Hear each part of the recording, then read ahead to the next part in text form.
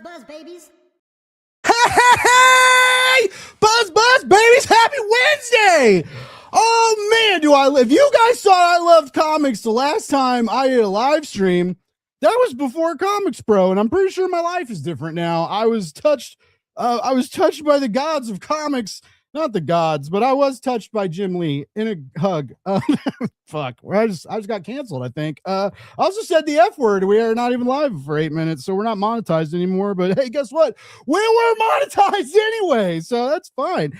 I just want to remind everybody that, hopefully you got some amazing comics. Hopefully while you're bagging and boarding them or doing something fun, you're taking a break and listening to my shenanigans, because I got some cool comics for everybody to check out tonight. We're going to talk about them. But first, a word from our sponsor, and I can't find. There it is.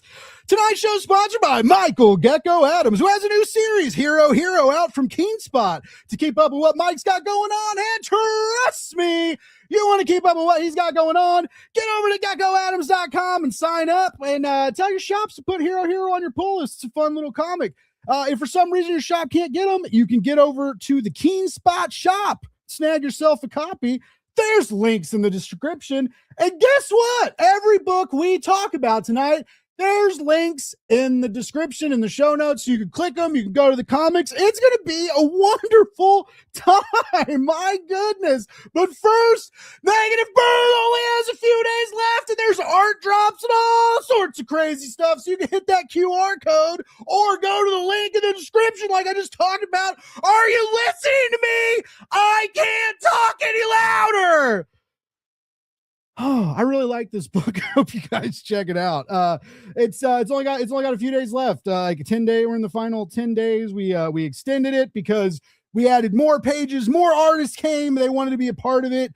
We're trying to do a big thing. And hey, guess what? Retailers out there in the retail verse, we will work with you if you'd like to have this in your shops, because we would be honored to have this book on your shelf. So you can hit us up or hit up Zoop, and we'll talk privately about special amazing deals, wholesale shit, right? That's what anyway, I'm not the sales guy, I'm the social media guy. Finally, I don't know if you all been seeing it, but Comics Magazine is coming, 100,000 issues strong. My God, sign up for this newsletter, because when it kicks off, it's going to be awesome. And we've already mentioned it on the other show. There's a podcast. There's fun stuff coming. So if you sign up, you get to be a part of that, and that's going to be neat. So we're doing neat things. People are excited about it.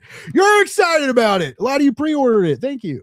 All right, let's quit selling my own bullshit, right? And let's talk some indie comics from some salt to the earth, good dudes making good comics. Who am I bringing out first? Let's bring out the new guy. First. Here we go. Let's get the levels. Get the levels ready. Yeah, all right, here we go. All right. Our first guest has a real cool book with a real sassy lady. He's the head of Harpoon Creative Industry, and he's got a new issue of Proctor coming to Kickstarter. Let's get him out here, Mr. Carmen Costa! Yo, I'm fired up, dog. All right. What's up, dude? You're like the world's best hype man. This is amazing. I'm ready to steal a car. This is great. Yes. Let's do it, dude. What do you I want to get into? That yet. That's one thing I've in college we picked up and moved a car one time. Nice. But I never stole one. Oh shit! Shout out to Kevin Rodatelli, who I was so excited to hopefully see and actually talk to. And what happened? We bumped into an elevator. I gave him a big hug, and that was the only time I saw him. But it was just really cool because I just shout out to this guy, because when I talked to him a long time ago on a whole other podcast, he was an indie creator just trying to get a book out, and now he's setting records on Kickstarter, and just I don't know what he's gonna do in publishing next. So hell yeah, Kevin, thanks for tuning in, buddy. All right. All right,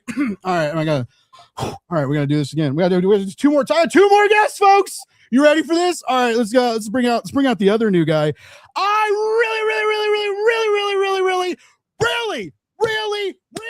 like this guy's art.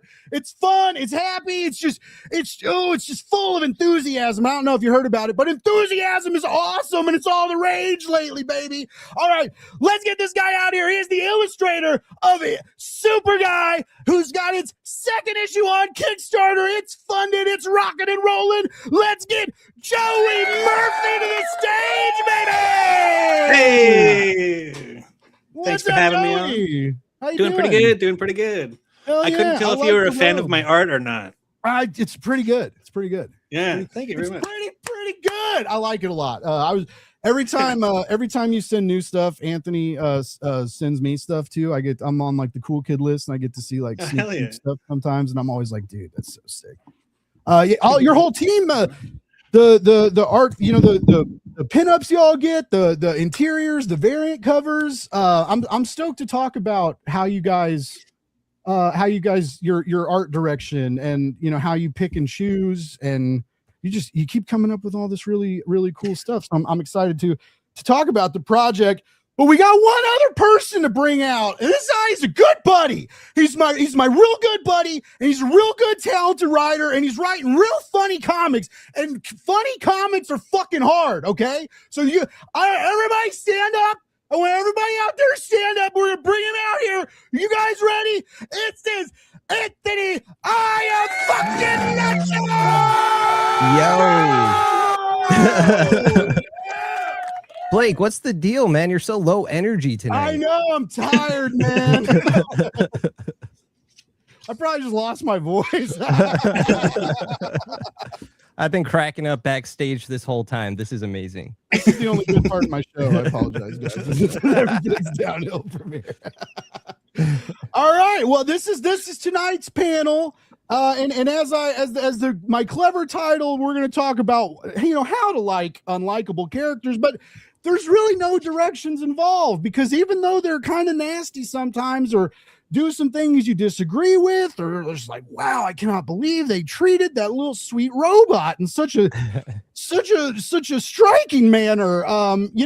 It's you just can't help but stay falling in love with them. You still want to root for them. You think they're, and you, in the back of your mind, it's like you're like, oh, something, like they're gonna come up, they're gonna encounter something, and they're gonna have to overcome something, and they're gonna change, right? And their personality is gonna be different. But then you kind of think about it, and you're like, you know what? It's like, I kind of like the prickishness, and it's because I at times am also prickish, and we're universalized in our prickish behavior, and you all have monetized that, and I love it.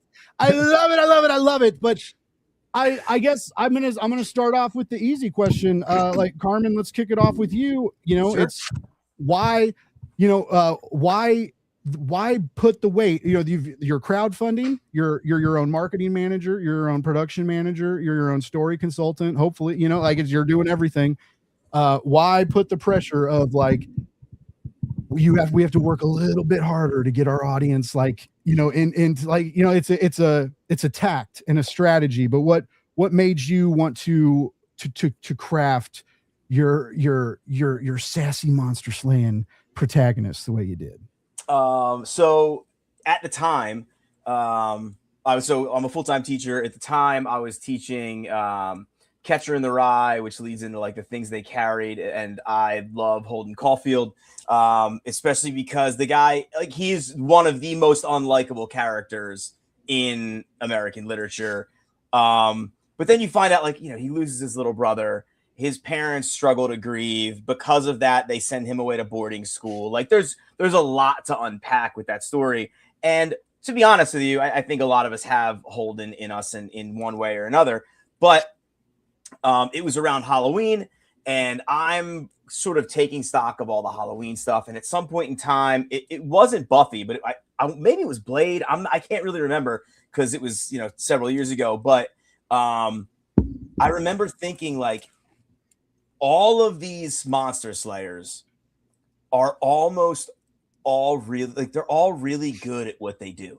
Buffy is the chosen one. Blade is like super elite, like all across the board. Even Constantine, John Constantine is still really good at what he does.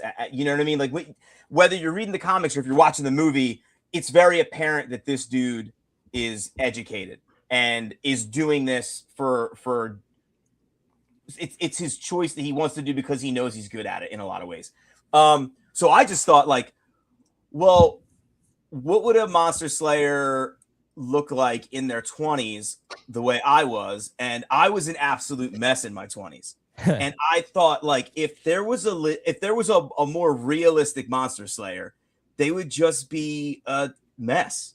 So I really just thought about, like, this, like, kind of alt counterculture. Like, I'm cut from, like, that punk skater underground world in, like, the Jersey, Philly area. And I just thought about, like, me in my 20s. I thought about this character of Holden Caulfield, and then what it would be like as a monster slayer. I was drinking all the time. I am now sober since 2019. And I kind of wanted to sort of navigate that in a way. So that's kind of like, those are the seeds that I was kind of planting at the time, or I guess trying to recover, if that makes sense. Nice. We were talking in the green room. When you mentioned, like, Tim O'Brien and things they carried, I was really excited. So I basically just had to ask you the same question again to get this ball rolling, so that we can maybe bring some of that up later. Though I can't bring too much of it up, though, because I'm now thinking, like, I barely remember anything other than, like, the weight of it, right? Everything had, like, it's and that's part of it, right? It's just like you have to really think about what you carry, even if it's like pictures, a notebook, and a pen, and like all these things, and they add more weight. And then there's, like, the physical weight of your pack, and then there's, like, the emotional weight of home, and the fear of progressing. And anyway, the show's over. I'm gonna go read this book again. It's an amazing sport. But ultimately, like, even that book, like, just the idea of telling your story in and of itself is an act of healing. And that's apparent in the things they carried. That's one of the most important parts. That's why Tim O'Brien is able to get past his trauma that he suffers from the Vietnam War, because he never stopped talking about it. He's kind of always been in therapy because he's always been writing about it, and it's kind of helped him heal. Whereas other members of Alpha Company, namely, like, there are some, I don't want to spoil anything. There are some characters who don't talk about it, and as a result, they kind of struggle to recover from that trauma. In a lot of ways, I kind of eventually, without any spoilers, this idea of Sam trying to figure out how to move past the death of her father has a lot to do with that similar conversation. Oh yeah. Now you guys in Super Guy, you have it's a different kind of animal. There's a almost violent nonchalance, right? And I love it. And it's comical, and you have that leaning on it, but you walk a very fine line, because at times this guy is borderline almost too unlikable. Okay, he's almost too unlikable because of what's happening to Mr. Robot Guy, especially in this issue. Oh my God, this issue. Oh my God, this issue. Like, there are so many things that, like, I did not see coming. The jokes are a little more violent and darker, which, like, I very much love. And and I won't spoil it, but I'll just say there's some real, just it's soaked in a specific humor, and it's and I loved it. I love but so, at times he's just so unlikable because you're kind of kicking the shit out of your other protagonists.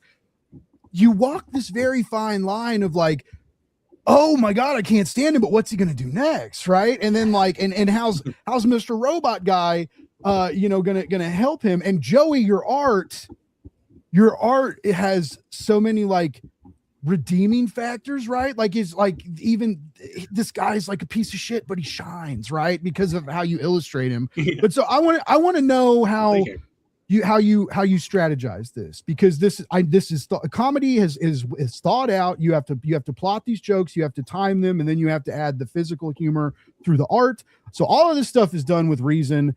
What kind of hell is scripting this comic like? Is it impossible? Like, is it super hard, Anthony, to script this stuff?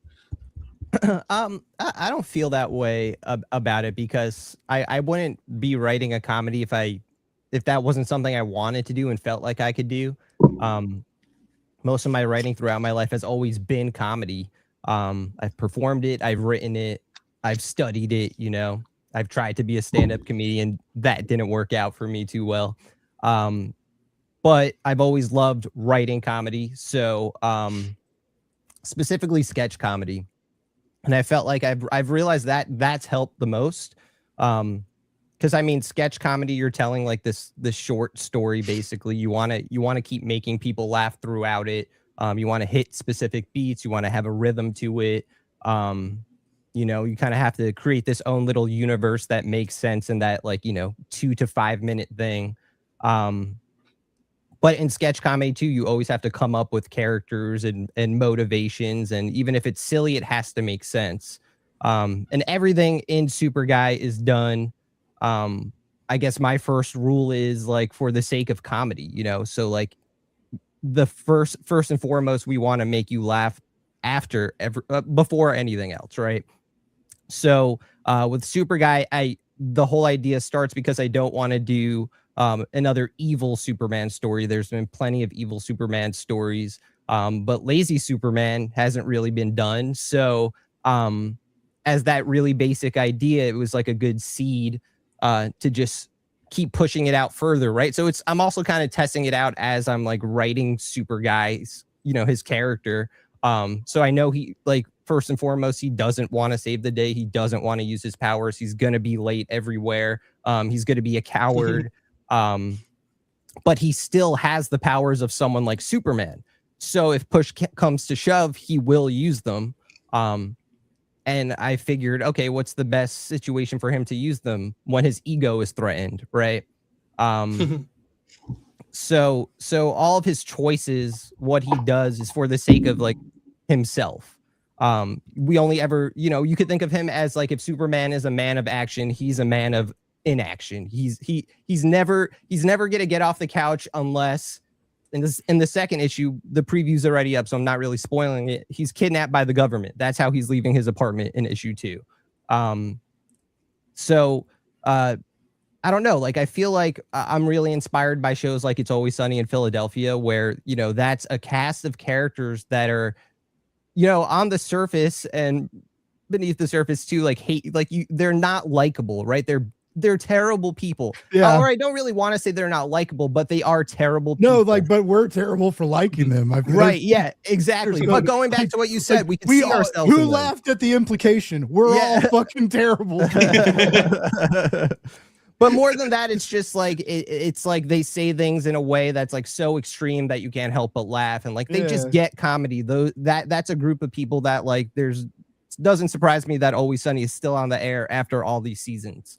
But that being said, that's kind of like a master class, and Seinfeld is like this too. That's like the OG, where those are unlikable characters, but you know, they're pieces of crap, but you still like them. You still want to see their adventures. You might not even be rooting for them, but like, you know, you're interested in seeing what they do next. So that's kind of like my philosophy with writing Super Guy, you know, and I don't worry about so much, even if he's like 100% unlikable, because there's Robot Guy is still there and he's really the main focus. But you know, there is a story to be told about, you know, I don't ever want to change Super Guy's personality, right? Like that, I want him to still be who he is, but I do want to see him put through the ringer. I do want to see him challenged, you know, his beliefs and his own philosophies challenged, but in a funny way, obviously. But you know, I'm still trying to find where that line is, because it is really thin between there are moments in the first issue where it's like, damn, is he just Homelander now? Like, is, you know, like those kind of vibes. But I never want to push it that far. And I think me and Joey, like, there's an unspoken line where we know where that is. Nice. But before I'm gonna pull up the page so we can see some of Joey's art. Sure. But I just want to shout out to the chat. Cole's always coming in with poorly timed hot dog comments. No, we have not talked hot dogs yet. I haven't had a hot dog. We're like, I've just realized it's like I didn't have a hot dog the whole time I was in California. I had a couple really good cheesesteaks though. But like I know that we wanted to go to Pink's. We talked about it, and then like it was just I was so busy in California. It was just I was basically just running around circles that hotel. It was insane. But yeah, I haven't had a hot dog in like 2 weeks. Cole, thanks for bringing it up. Everybody knows I'm a fraud now. And what's up, Paperback Dan? Everybody needs to go follow Paperback Dan. I know he's on Threads. I'm pretty sure he's everywhere. But he loves reading comics and he loves showing off what he bought. And if you want to know good stuff to read, he's always talking about it. But anyway, so let's bring this up because I mentioned like I'm a big. I thought I was nailed it pretty good. That I really like Joey's art. I'm a pretty big fan of it.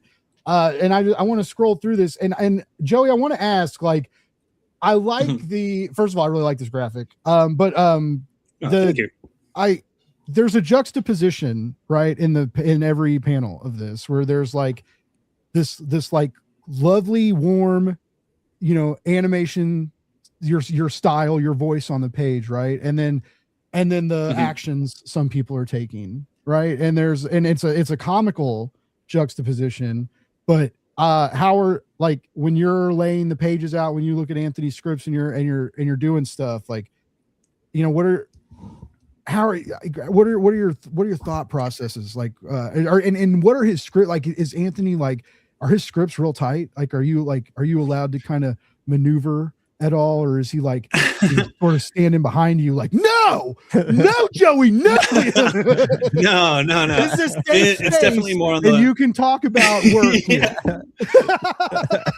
It's Anthony's script is very much it's more on the loose side. It definitely says like this is what happens, this is who says what, but the majority of it is kind of up to my own interpretation. Like he'll be like, oh, cityscape, like this from like this angle, and then I just fill in the blanks.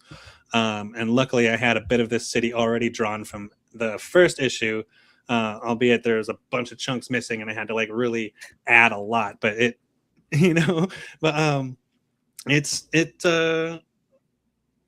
know, it's a very collaborative thing. A lot of the stuff I just whatever I see in my head as I'm reading it is more or less what ends up on the page, and there hasn't been too much back and forth or any kind of like this isn't visually working, try it this way. There's been a few tweaks here and there, but like ultimately it's first draft, final draft. Nice. You're really good at emoting. You are though. Like the way you like emote with like eyes, especially like Mr. Robot. There's a beanbag chair joke, right? And he's like, and he like has this little thought, and, and his eyes, get real. He's in the king. Yeah, he's got the scepter, like, but he's like dreaming of it, and his eyes get real soft and kind of like curl upward just a little bit. You're really good at nailing facial expressions on a faceless robot, and it kind of blows my mind, and I really really like it. But also like the president's daughter, this ridiculous like hulking form, and then there's moments of like violent tenderness, I guess you could call it, like later, and it's just I don't know, it's very intriguing how you pull all this stuff off. This was your like kind of first comic book project. Am I understanding that right? Like or did you do comics before this? This was my first major thing. I'd done a few like smaller projects for myself in the past, like on Instagram with like Inktober and whatever, but as far as like getting this out to print and like getting it into the hands of people and like campaigning with the Kickstarter and everything, this was mine. Maybe Anthony, I don't want to speak for Anthony, but yeah, definitely my first like bam big comic project. Yeah, no, this was definitely my first too, Joey. Yeah. Hey. I didn't realize you guys put the piss jugs in the Kickstarter page. I was trying to not talk about it. No, yeah, we felt like that was like like the first big joke. So like, we had to give people a taste of that. Like, gotta get a taste. Like later the like pheromones or whatever it's putting off. I like this was real smart too. The original art you guys are offering. Like you guys would be foolish not to pick these up. I tell everybody this all the time. Like if you like original art, especially from like new indie voices and people that are like that are just like emerging into the field and stuff. Like, this is the best way to get it. It's cheaper than a con. It's like 1,000,000 times cheaper than eBay. You know, like this time next year when Joey's got 1,000,000 fucking gigs and like popping off, you guys are like, man, I really wish I would have got that original art from the Kickstarter page. So I would consider snagging these. These are great. Oh, yeah. So these are just like some examples of his sketches, but Joey's going to be doing like brand new sketches just for you. Like, so we have like 5. Oh, you're doing commissions. Yeah, exactly. Oh, that's even cooler. Black and white, right? You said, Joey, like just marker. Yeah. Black and white. Yeah. It'll be faster. That's for sure. But I don't know. I'll see how the mood strikes me. Nice. Now all you guys black and white. All you guys have really great covers, pinups, bonus like Carmen's trade paperback has prose sections with like really lovely black and white illustrations from I believe the same series artist, right? No, so that was a joke. That was to see if you were paying attention, chat. Okay, I'm locked in. Weren't. I got you. So the first illustrated short story, you get Rafa Luero, who did Dazzler for Marvel most recently. Nice. Fico Ocio, who's on Batman and Robin, did the cover for that. And then for the second illustrated short story that's in the trade paperback, it's Gerardo Gambone, who is, I believe he did Gargoyles for Dynamite, and he's on something else that's just about to get announced. And then Gambone has since stayed on and done like almost every cover B since then. If you've ever followed the campaigns, I do these like movie cover swipes. So he's gearing up for like the final movie cover swipe for issue 6. So I'm pumped for that. Yeah, I'll bring up issue 5 so we can scroll through the last campaign page. While I do that, I wanted to. You guys all have like really good eyes for variant artists and things to include on your campaign, right? And I really dig how different they are from the series artists that you use on the interiors, right? But I think that's good. Like that striking visual difference. Like I think like I see a marketability in that. But I'm curious, like what your thoughts are on how you find the, like, is it you scroll across someone on social media, or does your friend like DM you 1,000,000 times and tell you like, you should get Adrian Calera to do a variant cover for your comic? That was me. But how do you guys scout your art? So for me, I initially just go to whoever I'm a fan of. So I had, and then more importantly, like I always offer the work to the folks I've already been working with. Like if I've been working with you before and you want to cover B, for sure it's yours. So like so far, Gambone has almost always gotten, well, that's that. If you scroll up a little bit, that Slay All Day, that's Andrea Scalmazzi. He did Dune for Boom. Nice. He came on, so he's like the original cover B. Yeah, that was cover covers. Yeah, covers sick. That was cover B. So it was always like it was Ricardo, my primary guy, and then Andrea, and then I was just online like looking for stuff, and Gambone struck me as like having some really cool art. So he has since stayed on because I'm just a fan. You know what I mean? And we work really well together. That's I think something else too. Like the people that I have a relationship with, how the networking goes. I get a lot of recommendations all the time. I'm at a point now, which is real cool, is like people ask me if I have work that's open. For issue 5, I'm really happy to say that I had the privilege of working with Rod Rice, who just did so if you scroll down, you'll see Rod's cover. He did people who don't know, he just did the Ultimate Endgame blind bag. He also did Cowl with dude, he's a beast. So that's the Gerardo Gambone cover. We did cool. That's good, Pulp dude. Fiction cover swipe. Yeah, thank you. Fiction. And then if you scroll down, that's the Rod Rice cover. So I kind of look around. For issue 6, Gambone's coming back. and Andrea Scalmazzi's coming back because I really want for issue 6 like a Scalmazzi sort of answer to the issue 1 cover B. So you can kind of have those things juxtaposed. So that's kind of how I find my people. Gambone, I DM'd on, like, I messaged him on Threads because I saw he's from Salerno, Italy, and my wife and I had just spent time in Salerno, and it's just like a little port city outside of the Amalfi Coast that a lot of people don't go to. So I was like, "Yo, number 1, your work is dope. 2, I love your city," and then we just hit it off from there. Oh yeah, that's cool. What about you, Anthony? First of all, I know you think you told me before, but like, how'd you and Joey connect? And I mean, you've got all these pinups and variants now. You're in your 2nd issue, man. Like, it's impressive, all this extra art you've accumulated so far. Like, how you finding these people? Other than having a good friend DMing you about Adrian Cleric several times, just mentioning that would be a good idea. No, well, first of all, Adrian, like, I like his art. Like, the first time I saw it, what was his first comic? Shoot, I forget the name. I love this. It's not the Sitter, but Travoki, like that. Yeah. So that I was like, what is this? Travoki, I think. Travoki. There we go. Yeah. And we're ignorant Americans, Adrian. I'm sorry, bud. Sorry, dude. We don't get it right, man. But I even saw it in like my local comic shop. I don't know, like, it just sticks out so much. And part of like my philosophy with like choosing a variant cover artist is like, I want a diverse lineup of art. Like, I want each cover to be as different as possible. Speaking of, is that original cover art behind you?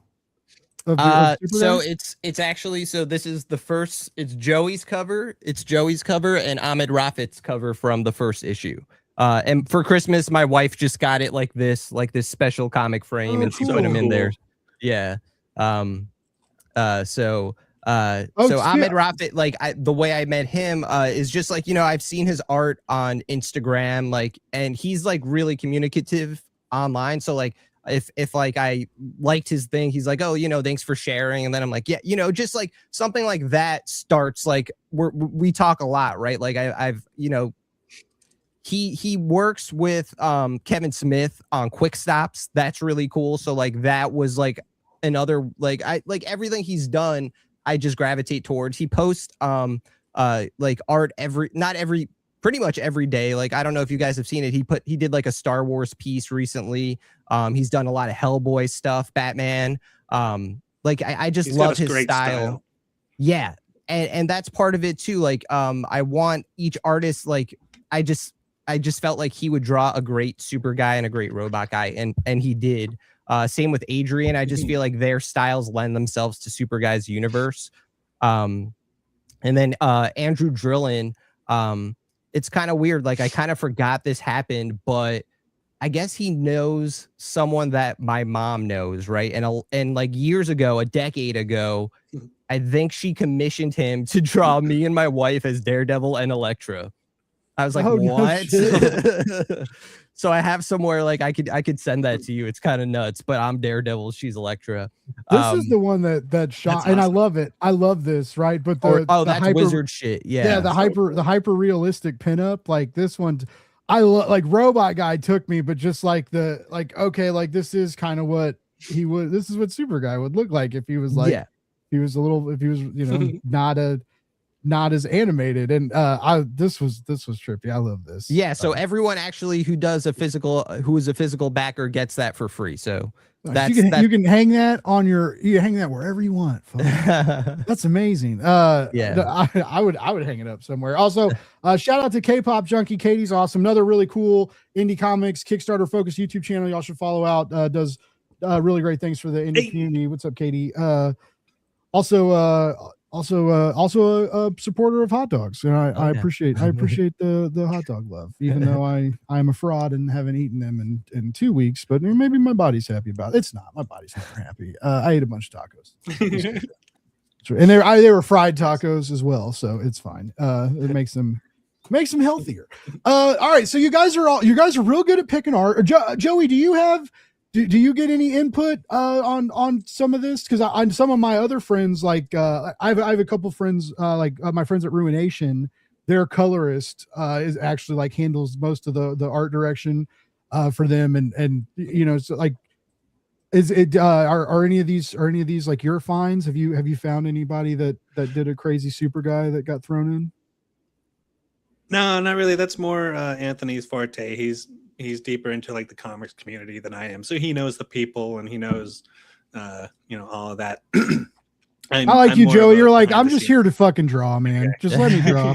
Just let me draw. And I'm tell a simple jokes. man. But I mean, I do like, I will like before reaching out most of the time, I'm like, hey, Joey, what do you think of this person's art? Do you think I should reach out? Do you think it would work? And, you know, the thing with me and Joey is like, we're pretty much on the same page 99.9% of the time. So like, it always works out. Yeah, you guys have gotten pretty tight, right? Yeah. Through this product, you guys ended up being pretty good friends and stuff. Yeah, because we didn't know each other. We know each other through our friend Jake. He's my co-host for Comics and Chronic.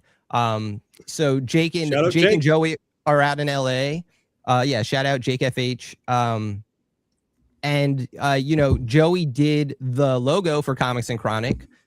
He's done a bunch of art for Comics and Chronic, but had he not done that logo, you know, we probably wouldn't have started talking. You know, I think honestly it was like from that logo where it's like Jake's like, yeah, hit up Joey, you know, if you have, you know, any edits for it or whatever. So it really started with that. And like, that's such a badass logo. I love what, like, you know, I never want to change it. Thank you. And it is pretty good. Yeah. Yeah. No, it's amazing. And it's just like things like that. Like Joey was on Instagram. And I got to see his art there, you know, like you're always posting something. And you know, I didn't, Super Guy was catered towards his style, you know, that was like first and foremost. I think if someone else had connected with me to do Super Guy, or to do the 10-page project I was doing that became Super Guy, I don't know if it would be that, you know, like I just think Joey is perfect for Super Guy. Like Super Guy wouldn't be Super Guy without Joey. Oh yeah, it's awesome. Yes. I like your faith in each other. But you can feel those vibes. I feel like Carmen the same way. Like I've read rushed books and typically from bigger publishers, right? The stuff gets pushed out for whatever reason, but like, you know, sometimes you can tell. So very much like you can tell like when they rush a video game, right? And like instead of just letting people know they're going to have delays and stuff, they try and we'll fix it with updates, and you can feel the rushed part of it. It's a little bit of that magic is missed. And you know, when a comic book is firing and it's on fire and it's hot and the creators are into it and it's like, and the workspace is good and it's comfy and exciting, and you can feel that on the page, right? It very much comes through in both of these comics, right? That there's a lot of love in these stories, but also like you guys are having a lot of fun with it. I want to ask a question because what I know about you all is comics weren't necessarily the first thought. Like Carmen had a novel, and you know, Anthony, you were doing comedy circuits. You were in some writing rooms. I know that about you. You know, and Joey, you were in other elements of illustration, which is all similar, right? But like, I mean, as you're finding out more and more, comics are fucking weird, right? It's a weird industry. Nothing makes a lot of sense. And you guys are doing Kickstarter, which makes even less sense. It's a wonderful thing, but a Kickstarter, it's a weird world, right? So what was the little bomb that went off in your head, the little lightning bolt or whatever? We were like, we gotta do comics. We got to get there. Carmen, what did it for you?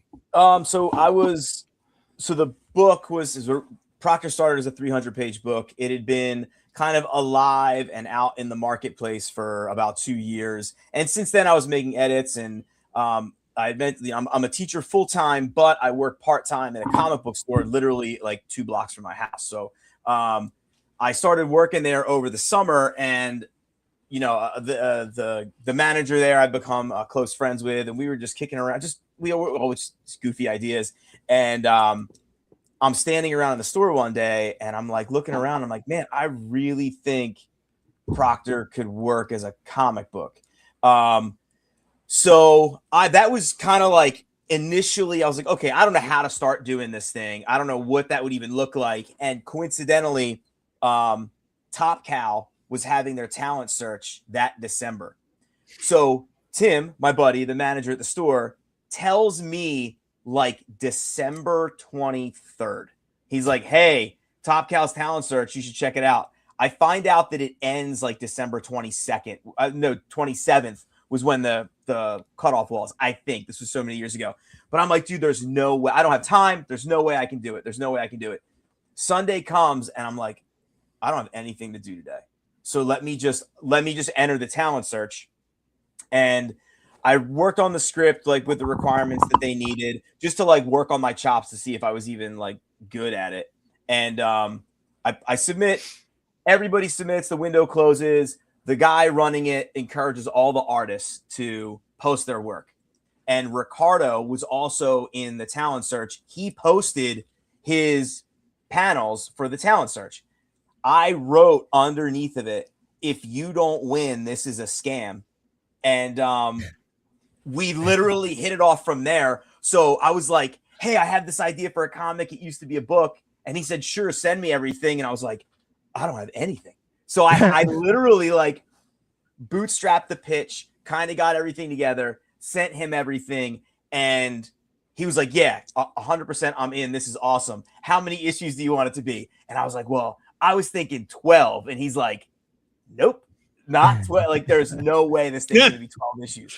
So I'm like, all right. So how about I go back, I rewrite everything. I'm like, how about 8? He's like, there's no way anybody's picking up. He's like, how about 4? And I'm like, let's go 6. So we agree on 6 because it just in the marketplace, like you really are beholden to, if you're going to pitch it, which at the time I was considering, you're really beholden to the frameworks of the marketplace. Like a 6-issue mini, a 4-issue mini, that's, at least from the way I understood it, what's most likely going to get picked up. Like to pitch an ongoing is a tough sell having no experience writing. So that's kind of how Proctor went from like an idea to a book to scripts. And then it took us about a year to get issue 1 hammered down, to get the team together. And then now we can crank out an issue in like 3 months if everyone's available. Though Ricardo is now a full-time software engineer because the comic life is a struggle. So I think he might end up doing covers, but he is kind of out on interiors. So like, you know, it's hard to sort of make it all gel.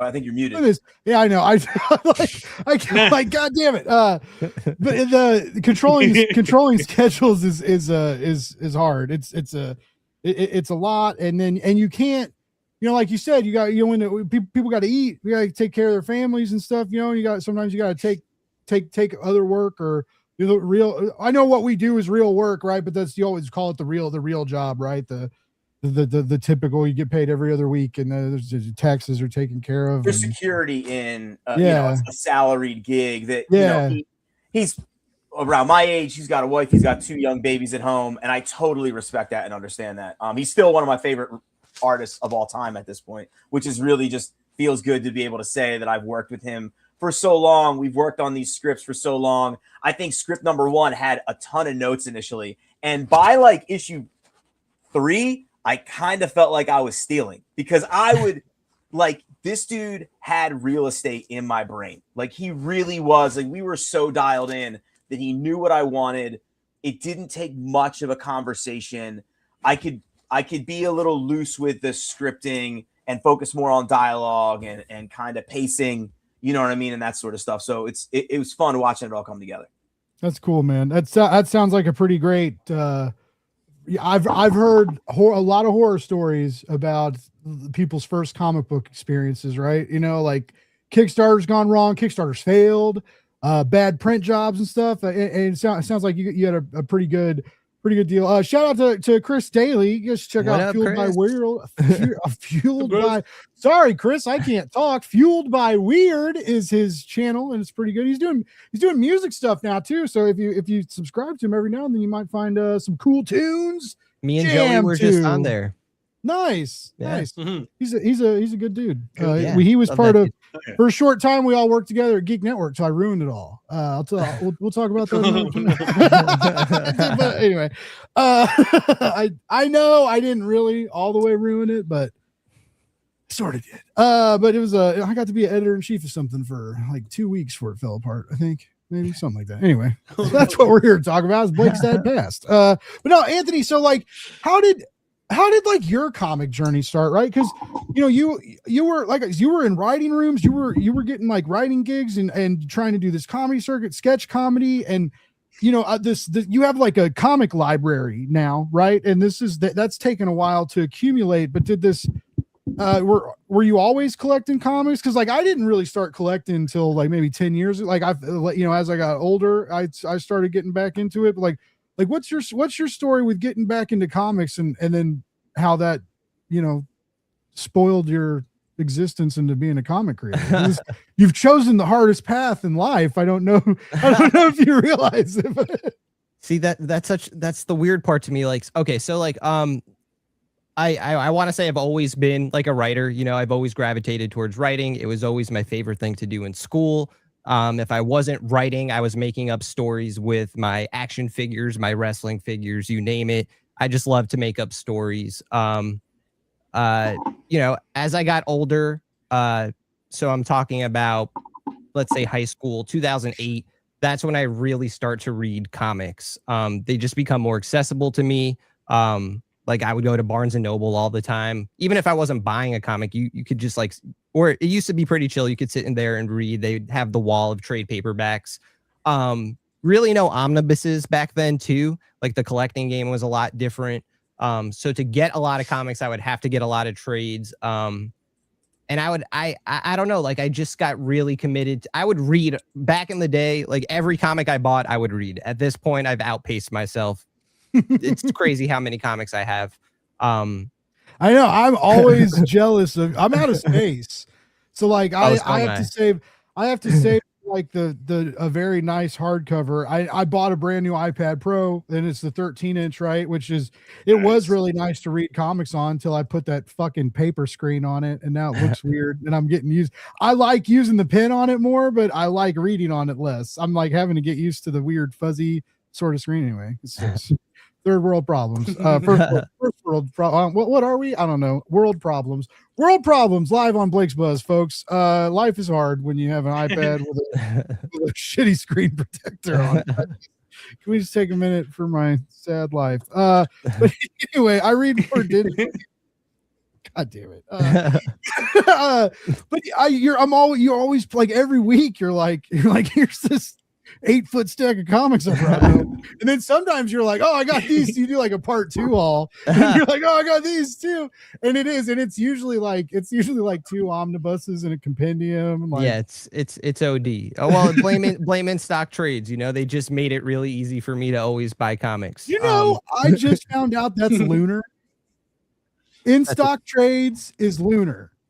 Really? It's the same warehouse, different company. Because recently the boxes start to say Lunar. I just realized that. Yeah.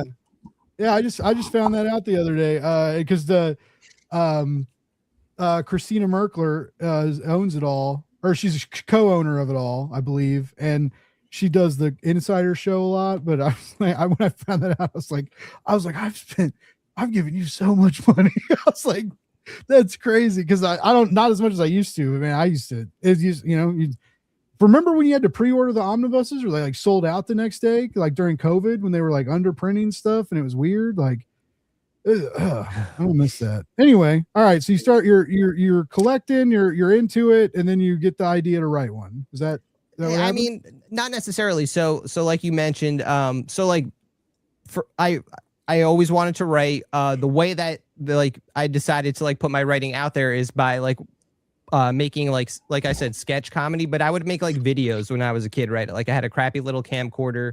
It literally ran on 2 AA batteries. So in my backyard with my neighbors, I made a movie with my friends called Ghetto Jason. And it was just my friend, and he had like a cheap Party City Jason mask on. And it was whatever Halloween costumes we had in our attics, we just created the weirdest story of all time. But like YouTube had come out in like 2004. So we were able to like put that out there like as soon as YouTube was a thing. So my path was always like, all right, we have like these new things like YouTube. Let me try to like put stuff out there, but nothing ever came of it. I tried to do sketch comedy with it. Like I made multiple channels. Nothing ever came of it. I've always written like short stories and things like that. Never really got any traction with that. By some chance, like once in a lifetime chance, I got the opportunity to work at WWE. I was in the writer's room. I was a writer's assistant. But I was there for like 6 to 8 months tops, right? I wasn't there that long. And, behind the scenes, whatever I was doing, there wasn't much writing involved. It was very much like PA intern work almost. Obviously, I was getting paid. It was a cool experience. I did get to write certain things, but like, you're not writing a real script there. It's not like that. But I did go to college to be a screenwriter at first. I've written a spec script. I've written a movie script, a few spec scripts actually. All that being said, like that I've written stand-up sets too, things like that. All that being said, none of those succeeded. It's all failure, right? Like the failure that taught me a lot of things, made me a better writer.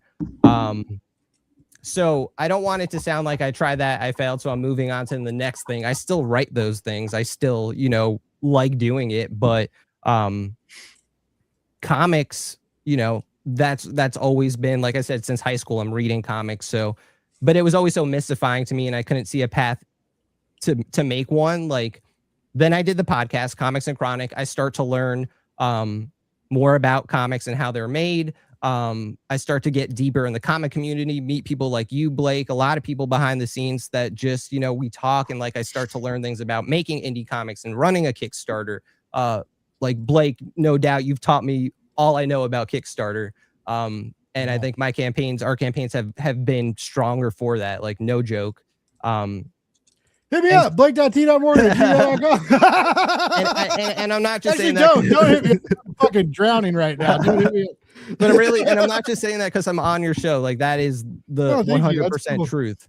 And so like, I think it's just been like a long journey of like gaining skills to be like, okay, I feel confident enough to make a comic. But even still then it was like, well, how do I make one? I need an opportunity. Now I know that's not necessarily the case, but anthology pops up, 10-page story, connect with Joey, boom, Super Guy's born. Then me and Joey say, all right, let's make our own. Let's do this. Let's make it as a series. So now, this is like where I'm up to in the journey, where it's like, okay, I can now see that we can make a comic, put it out there ourselves, and get people interested, and actually do the thing. So like as a writer, this has been so fulfilling because I've been able to get my writing out there finally to like an audience, and it's like, I feel like it's a decent sized audience for like newcomers on the scene. I feel like people like recognize what we're doing.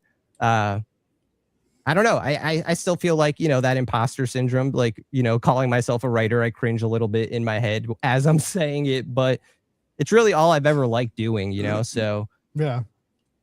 That's so I want to address a couple things though, because you said like you tried it as a comedian and as a comedy writer and failed or whatever, and but you have a pretty popular, if you play the podcast percentage game, you have a popular podcast, sure, right? Yeah, because there's like there's like millions of podcasts that like don't even, it's like it goes, I don't know, like if you know what I'm saying though, it's like almost no one listens to them, and then like if you get like a handful of listens a month, you're in like the top like 40% or something. Yeah.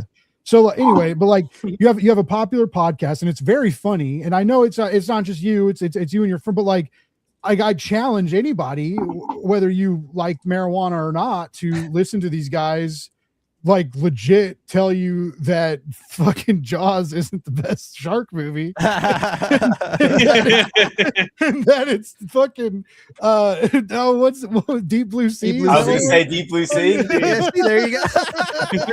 But I mean, like, you guys are just genuinely funny, and it's so fun to listen. So like, you're like, maybe comedy didn't play out the way you thought it was, but you got a fucking hilarious podcast, and like your comic journey isn't is something, isn't, I think what you mentioned it, John, like you didn't really know like crowdfunding was going to be the way, but now it is. And the ball's rolling, right. And the snowball's rolling and the snowball's getting bigger. And so like things are happening and I see it. Like, Joey, did they have to twist your arm to like get you to think about comics? Cause like, it's a whole different project, and it's a lot of pages. It's a lot of work. And I mean, obviously you're getting paid and stuff, right? But it's, if it's something you're not quite used to, did they have to kind of like wrangle you in and twist your arm a little? Not even. Like it was so natural. Because like I said, I'd done a few stories in comic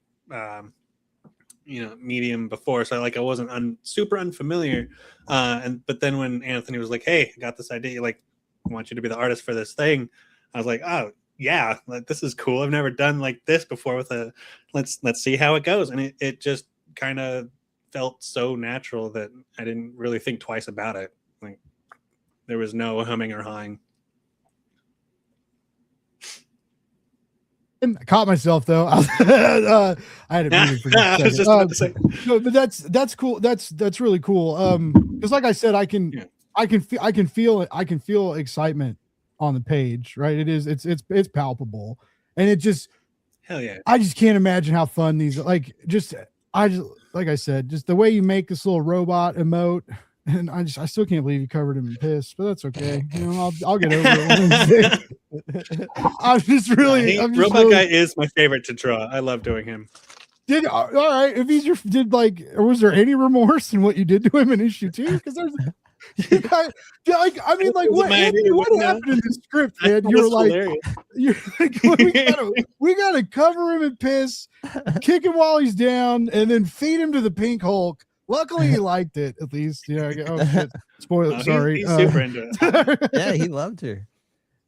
Yeah, no, I mean, isn't it true? We love seeing our heroes go through the ringer, right? So, like, I think it's more, again, it's for the sake of comedy. So he's getting put through the ringer, but it's in a funny way, and also, it's the journey. Package. It's the hero's journey, right? Joseph Campbell, he says in chapter 1, bottles of piss, they get thrown at you. You have to accept it. Oh shit. Carmen, do you ever, so I'm gonna tell a quick story of my friends who did By the Horns, which was a comic scout that went to Kickstarter later, but it's a very good fantasy comic, and they always they always hit up them, and they're, because not safe for work covers are the deal, and I will spin it because Carmen, you said something to me earlier that I thought was cool too. Because Carmen, you mentioned that he's done pinup covers, right, which are totally but no everything's safe for work, and you've accumulated a good bit of funds on Kickstarter just making regular comics, which is, it's crazy. It's gnarly. I support it. Like I've made a lot of money designing titty pages for Kickstarters, right? Not a lot of money, but a little money. And like, so like cool. But I don't think any of us thought that's where Kickstarter would go, for one. Like when everybody's like, now's the time to tell your story with tits and pillow girl add-ons, right? Like what the hell happened here? Like anyway, taking notes. I definitely spiraled out here and lost my train of thought, but it was so By the Horns, she's a sexy protagonist, and a lot of people have been like, are you ever going to do not safe for work covers? And they did one like poster where Jason Muir drew her like in a bathing suit, but they were like, that's it. They were like, they love her too much, right? They were like, she's like family. Like we can't send her down that path, like we love her too much. And I was kind of wondering when you said that, like, this is the path we've decided to take on Kickstarter, if that's kind of how you feel about Sam, and you put her through a lot, right? And she goes through a lot. You literally throw monsters at her that like cut her up, and she bleeds and she gets hurt, do you ever, when you are in love with a character like that, who also has pieces of you in it, as you've mentioned, right? Or in her, like, did you ever feel like you're throwing too much at her, and you're like, oh wait, maybe I like this hurts? No, I mean, because she's not really good at what she does. Like she gets away with stuff, but like, She eventually has enough friends that kind of help her out. Like I think the tougher stuff is the emotional weight of what she, again, not to echo back to it, but like the emotional weight of the stuff that she carries throughout the story is the heavier stuff, and that's on purpose, right? Like that was deliberate. It's another reason, I guess, to echo back, like why, I don't know, man, like to each their own. For like, and this is not a criticism. It's just I'm just speaking from my position in the marketplace and what I believe in, and the cloth, more specifically the cloth that I'm cut from. Like I want the work to speak for itself. I don't want someone to come over because of a not safe for work cover. Like I grew up in a time, and I've been in enough bands, I've played enough shows, I've loaded enough PA systems in. Like, you're dope when people come up and tell you that you're dope, not your mom, not your significant other, nobody you know. When someone you don't know because of the work comes up to you and they're like, yo, this is dope, that's when you win. You know what I mean? And like my brother was a graffiti head for a while. My cousin was a graffiti head in like Northeast Philly, and the graffiti world is very similar too. Like, you throw something up and it's not good till somebody else says that it's good, unbeknownst to knowing you, right? And I know some people are like, I don't need anybody telling me what people think, and I'm doing this for me, and blah, blah, blah. And I get all that, and that's fine. But I wanted the story was dear enough to me that I wanted to make sure that if it was going to win, it was going to win authentically. And if circling back around, and this is something that like I would eventually like to explore. And I think we've kind of talked, I kind of alluded to this when we spoke, when we were chatting on Instagram. Like if a publisher were to circle back around and be like, hey man, we would like to republish issues 1 through 6, or we would like to just publish the trade paperbacks. If they were to ask me, how has it done? I want to be able to say, beyond a shadow of a doubt, authentically, I did 70K in sales because the book is dope, not because of a not safe for work cover, not because of this, not because I had it's just, bro, I showed up to 60 events in 2 years, and every other weekend, whether it was a witches fair down the road, a punk rock flea market, a monster con, a comic con, a fall festival, and everybody said it was dope. And I get real fired up about it, and it's like, that's what I care about. So that's kind of why everything is engineered the way that it's engineered. Dude, hell yeah, that's awesome. Thanks. Yeah, I don't, like I said, like I don't kink shame and stuff, but it is right crazy. And now like I'll go on a little fucking rant for a second, but like now with like the AI titty books, and it's like, really, we're not even having artists draw them anymore. Can't, like, that's the fun part about not safe for work, is cool artists like drawing weird sexy shit. Right now we lost that to fucking robots. Like, sorry, didn't mean to throw. I know not all robots, right? But like, some robots are okay. Robot guy's a good one. Like, it's one of the, if you're an artist, and this is just, I guess, on me speaking to anybody who's looking at cracking into the industry, I think from an art perspective, when you like a lot of the not safe for work stuff, to your point, it all looks the same. And it's like, you don't know. I'll pick on this artist because his covers are just so iconic. Like, there's like the J. Scott Campbell cover, right? And everybody's doing iterations of a J. Scott Campbell cover. And then you, the artist, even if you're genuinely drawing it, if it looks so much like the J. Scott Campbell cover that looks so much like the AI art, it's hard for you, the artist, to prove that it's not. You get into these weird places. So to just be like, you know what, man? Like, I'm just going to draw something that I think is dope and let that carry it, as opposed to, well, I'm just going to draw the 7 different poses that I'm seeing, all of the same AI sketches, kind of, you know what I mean? Like, don't chase that. Chase your own thing. That's a good. Well said. That's Oh, yeah. I agree. And I also want to bounce because you mentioned how like when when you're because I think everybody saw my post about like when my mom talks about my sister's cats, but like no one in the family knows I work for Comics and Magazine. It's just like and it's like, yeah, we don't I understand that. And so I had a lot of like big moments last week for me, like, but there was this one real like this I was going downstairs to like hang out with people, and I had it was cold in California, right? So I brought a hoodie, and I had my Blake's Buzz Love More Hate Less Read Comics hoodie. And I keep thinking of rebranding, but with like hot dogs in mind, because of this hot dog thing's kind of taking over my world.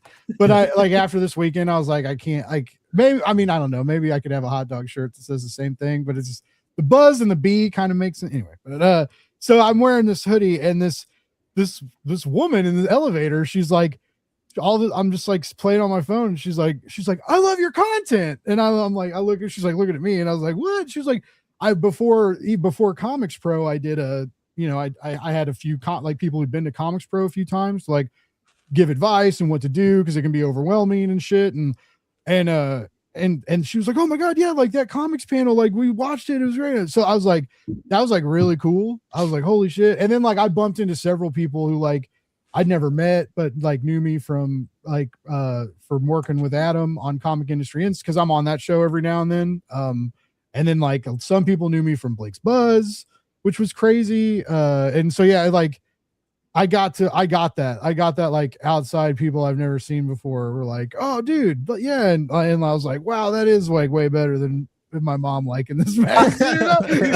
When somebody else puts the crown on, and when somebody else just recognizes you and they don't owe you anything. Yeah. They have no obligation to come up to you and offer you anything.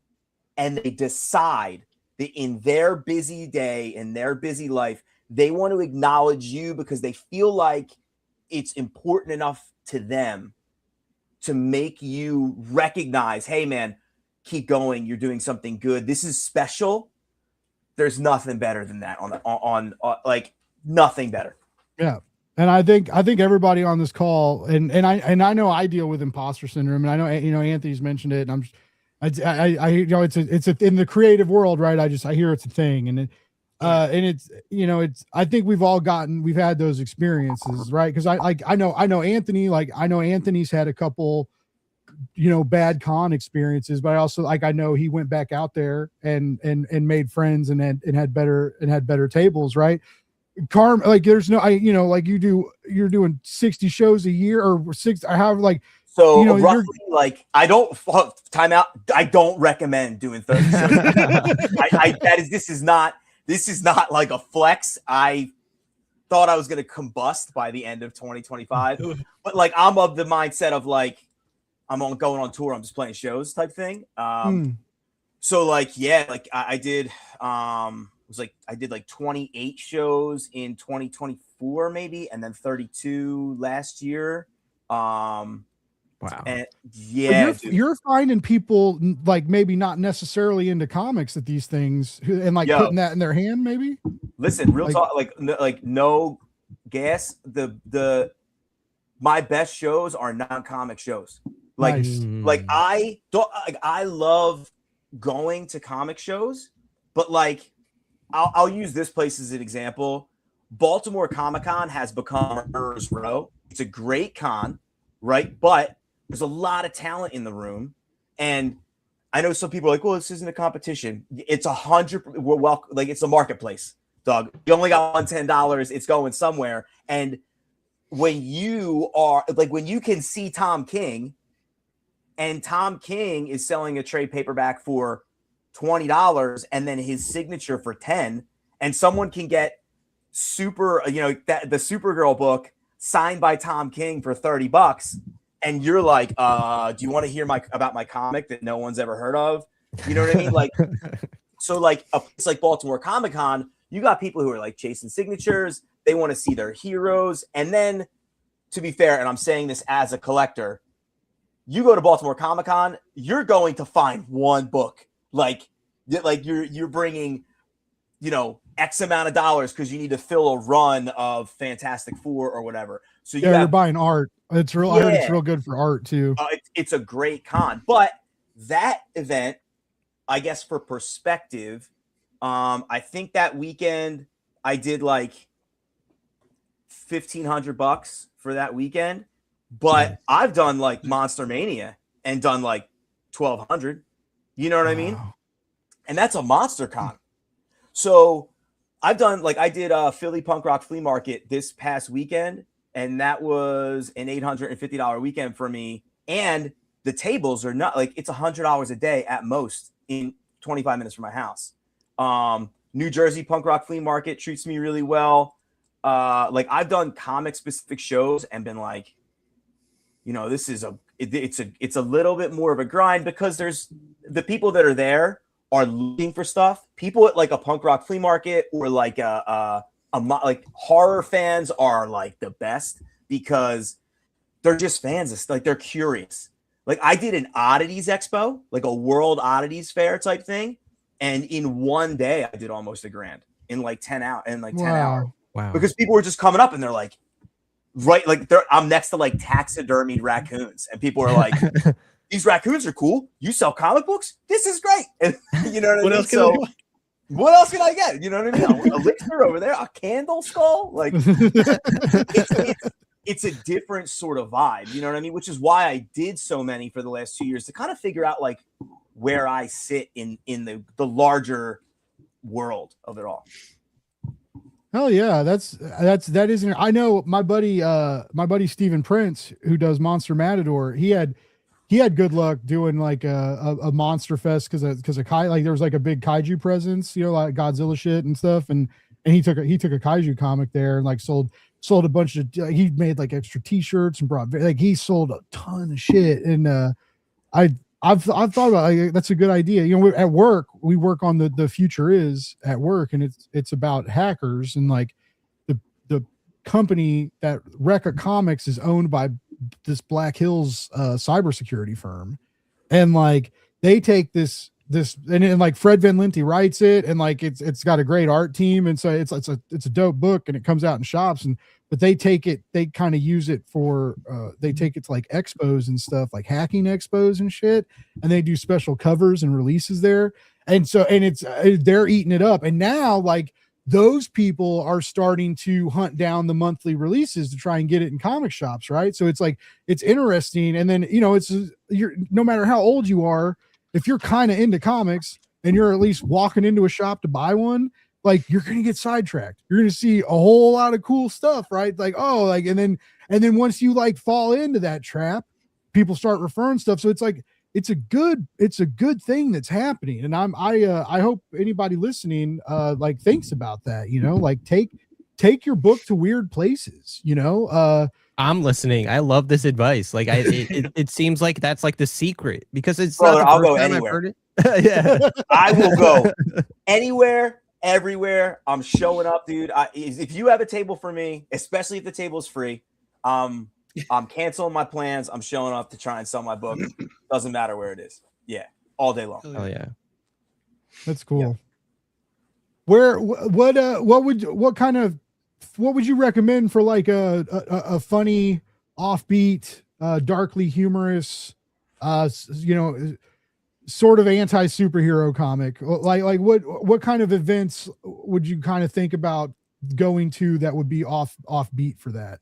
Punk rock flea markets. I'm telling you, they're my first of all, they're my people. So it's just dope anyway, because it's what I just love being around it. The music's good. It's just a good vibe. But also, I just think people who are curious, man. And I think that's always the way to go. Like I've done like to give you an example of like what I thought would land but didn't. I did like a magazine fest that was real indie, like risograph, like type stuff. And I set up and I'm like, dude,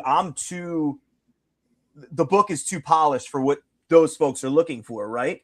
But I didn't even know that was a thing. Like, I didn't even know that marketplace existed until going, right. Like, so some of that, and the best part is like, I have met people, like I probably won't do that event again. right? But I recommend that event to people when I see books and I'm like, oh, that might land at this thing. Don't get discouraged at the event that we're at right now. There's an event happening in like 6 months. Plan for that event. You know what I mean? But like, I think punk rock flea markets are really good. If you can swing anything seasonal about your book in some way, it immediately gives you a reason to show up places. Like I'm fortunate, I have a monster book, so like the fall, it's just open season. But like my book actually, it takes place during Christmas, and so and like Philly's in it, and Philly's decorated in Christmas, like the Christmas market is in the book. So like if there's a winter event, like the New Jersey punk rock flea market folks do something called Wreck the Halls, which is like all Christmas event. And like, you know, I just decided like that would work, and that it does, right? So I mean, this is like super guerrilla, but like go on Facebook and just start searching like fairs, like any type of fair or market. Like I drove 2 hours to Lancaster, PA to do like a Star Trek convention. And like my book is not Star Trek at all. But it ended up being an $800 weekend for me. And nice. And like, you don't know unless you show up, right? Because people were walking by and they're like, well, I was going to go get signatures from the people from Land of the Lost, like the original Land of the Lost. But like, I have a nephew that loves vampires, or I have a niece that loves Buffy. You know what I mean? So like, you just don't know like, I think sometimes we okay, so it's not high school, right? You're allowed to like more than one thing. I think sometimes we think that we're locked into this. This is what it is, right? So I'm only permitted to exist in these spaces. And we forget that like, it's not either or, it's and. And most of the time, folks like this and that might just be your thing. You just don't know until you go. Interesting. I've always thought, so like we do like plaza art fairs and stuff in Kansas City. And I've always wondered if like what it would be like if like you set up like a comic, because there's a lot of art in a comic book, right? There's so much art in it, you know, but it's different, right? But it's still it's very much a celebration of art. And I could kind of see like, you know, I've always thought of if it would be beneficial to like set up at something like that, but like you said, like fairs and shit is a great place. One that I wouldn't have thought about. I still remember I had a friend who I hit up thinking they got a publishing deal, right? Because they did a Barnes and Noble signing, and they didn't. They just called Barnes and Noble and asked if they could do a signing as like a local creator. And so like a lot of places, you know, books, there's like cool local bookstores, maybe not even necessarily comic book stores, especially single issues harder. So that, you know, this may not help you guys as much, but like once you get a graphic novel and stuff, you know, maybe that's a little bit easier to get to do a bookstore. But yeah, like I agree with all that. Just places you wouldn't normally think, and then also places like that you think you shouldn't. Right? If there's like a deal that's like, oh, they wouldn't want me there. Like, how do you know that? You know, like maybe you shouldn't think like that.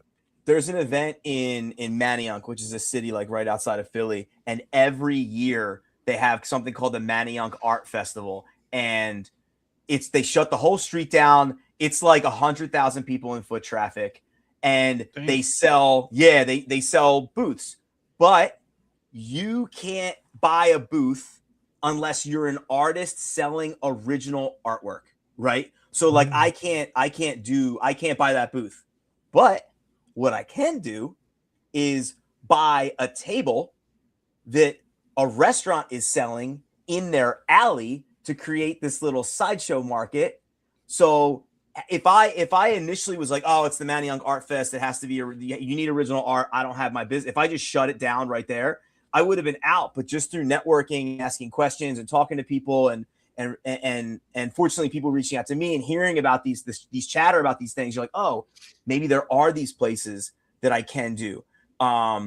Check like local bars, like breweries. These places do all these like little pop-ups sometimes. And like a brewery might just let you set up for free, which for Super Guy may be a slam dunk. Sure. Yeah. You know what I mean? Yeah, And the brewery absolutely. might be like, dude, you can come and set up for free. Like, just put stuff up on social media that you're going to be here, and you can just set up in the corner over there.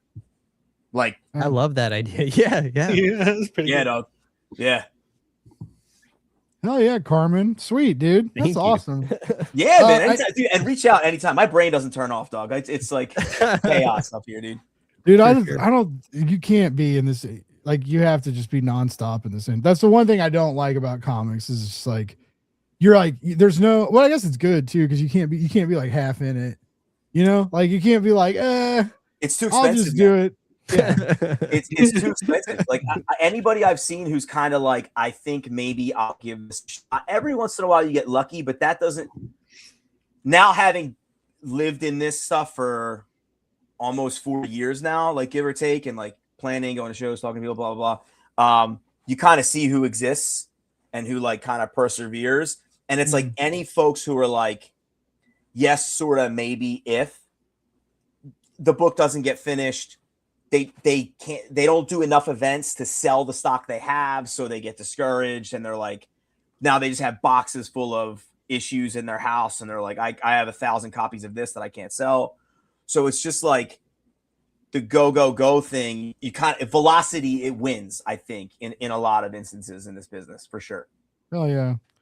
Well, that's awesome. I know I've kept, I know it's late. We've kept you guys a while, and I know I'm pretty sure you guys got places that we need to direct people to. So I want to remind people, Carmen's, you're in pre-launch right now, right? For issue 6? Yep, pre-launch for issue 6 is live. Yeah. All right.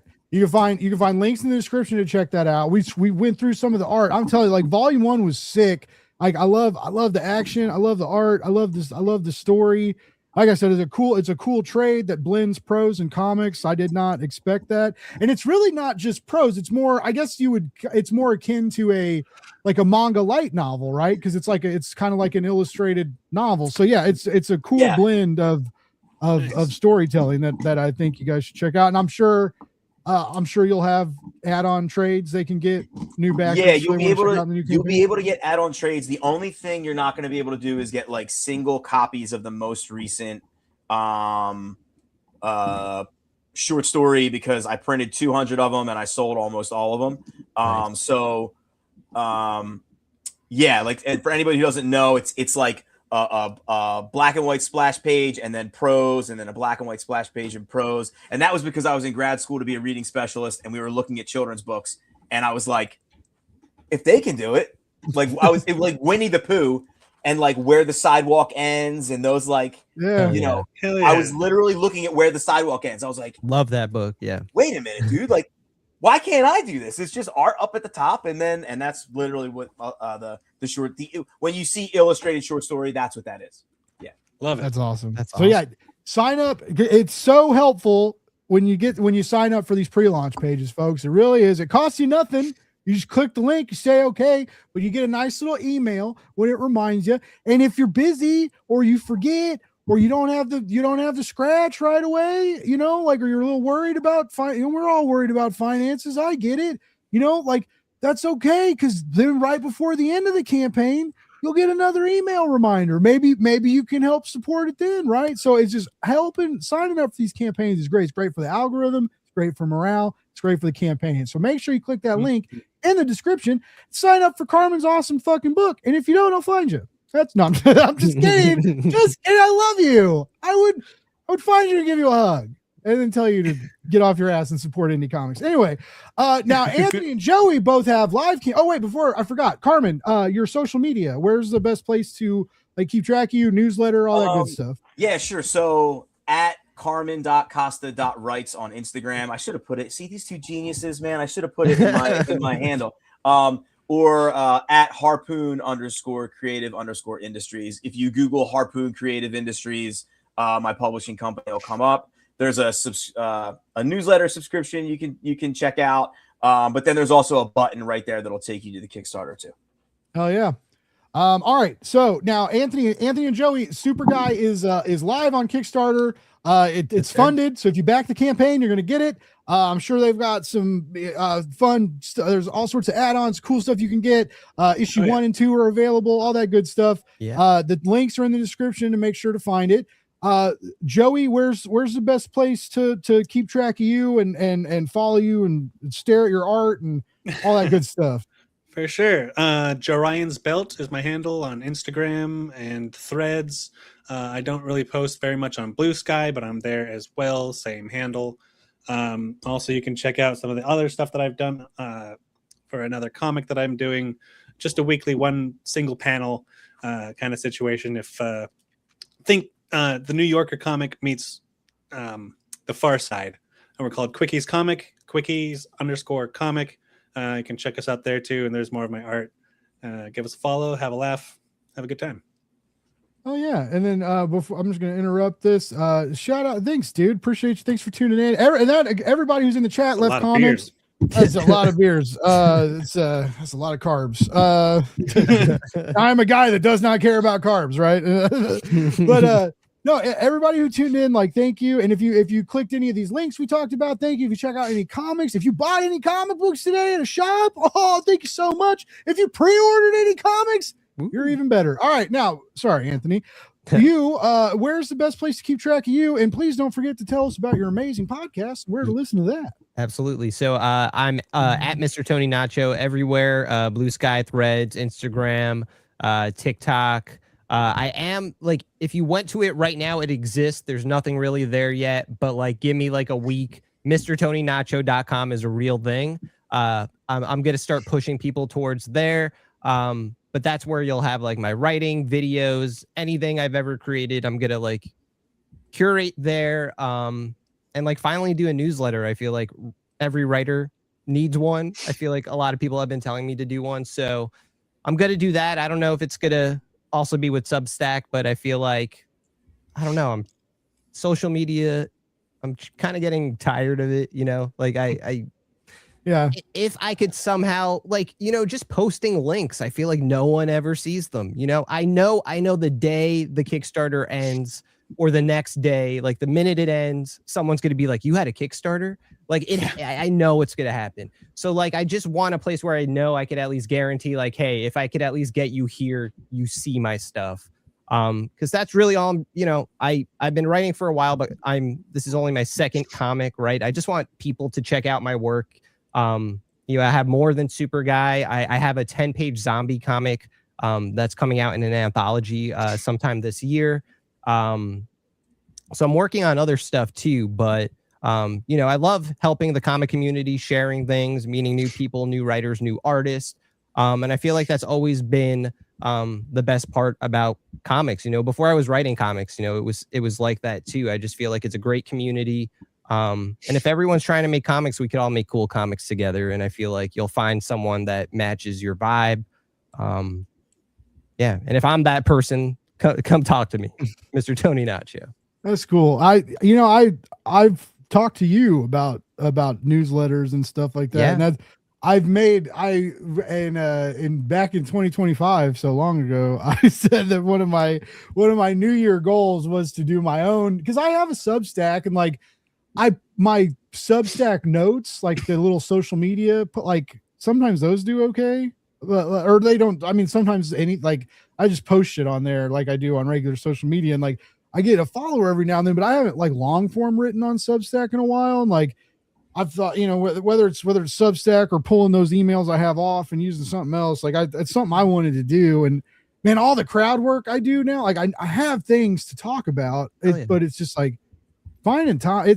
Finding time. But I will say, like when I got fired and relaunched Blake's Buzz, like I was real good about, I would read a book, maybe post about food, thoughts on a graphic novel or something, thoughts on some food I made. Thanks, brother. Yes. But I would put those on Substack, and I would include like, by the way, the show was last night, and I would throw like YouTube links on there, and it did help. Like, so like when you have that thing, when it goes out to emails and people want your email and they see it and they scroll through it, it does help with metrics. I mean, it would help with your podcast. It would help with, I'm sure it would get people to click on your Kickstarter, right? Whether they buy afterwards is a, if, you know, but I've also heard before we get out of here, I've recently heard LinkedIn is a good thing to kind of keep up to date and put, because I heard people may not buy your comic, but they'll fucking throw $1 or $10 tips at you, like people you used to work with or someone from school who likes. That's who I don't want to show the comic to. That's my problem. So I have this like LinkedIn. I don't know, dog. My issue, like I'm on LinkedIn because I like professionally, but like I get LinkedIn's a place, but I just sometimes I every once in a while I log on and it's just like corporate speak and everyone's honored. Everyone's honored to have had the privilege of working and initiating, actioning, and I'm like, I'm out. Yeah, I just it's hard. It's hard to get a post going and not like feel dirty. It's just like I just feel so fake. Like right. Even like I have to change our language for the Prana page. Like the way we talk on Prana on Facebook is like totally different than when we post on the Prana LinkedIn. So yeah, it's weird, but yeah, I heard if you want to squeeze dollars from your old coworkers or classmates, it might be good to just post about your comic every now and then. But yeah, everybody's still listening. Thank you, and you know, I really encourage you to follow all these guys because they're good dudes on social media. They're good people to follow, whether it's intriguing, funny posts about comics. Great posts about art. You know, they're good follows to add to your stress feed, like just occasional breaks in your doom scrolling. I appreciate following y'all anyway. Yeah, it's whatever we all do for the rest of the year. I wish you all luck in your website endeavors and your newsletter endeavors and your comic book making endeavors. And if you start doing weird shows, I hope your tables go really well. Before I release you into the whatever, let you go home. Is there anything we missed or that you guys want to shout out or say before we end the night? Yo, I don't think we actually talked about the topic of this podcast. We did it. We did not. That happened. Anything you want to talk about? What you mean, like the title of this thing? How do you like unlikable protagonists? You ignore it and you end up liking them anyway. There's the fucking lesson. We learned a lot of things though. I think Carmen taught us a lot about tabling in places where you think you don't belong. Like I'm gonna remember that. I'm gonna remember that forever. The bees have come up. So I'm gonna just say, guys, it was really great to have you on the show. As always, I say this all the time, but I always mean it. You're welcome back anytime for future projects or just to nerd out and have fun. Always appreciate good people to talk to. So follow these people, check out these campaigns, and you know what? Folks? Support indie comics, because what else are you gonna do with your money? Like bills? Oh, you pay down your credit card? You're just gonna build it back up again with more ridiculous comic book purchases. So just give these guys your money, right? Anthony's got another fucking mouth to feed. But congratulations, by the way. This dude's just popping out comics and babies left and right. We gotta help him. We gotta help him in his growing family. All right. Love more, hate less, read books, be kind to each other. Like it's not hard, but for some reason people are making it real hard lately. All right. It's just let the love go around, support your friends, right? If your friends do cool art shit, share it on Facebook. Don't just scroll past it and ignore it. Leave a comment, share it, put a like. It all helps. Okay, can you just support us? Can you just support hard people making these amazing little books to just make all our lives better? All right, I'll keep ranting, but you know what? We don't even have an outro video. That's great. I'm so glad I reset. Oh wait, I haven't been doing an outro video. This is fun. I do this every week. You tell I do this every week. It's so great. Have a wonderful night.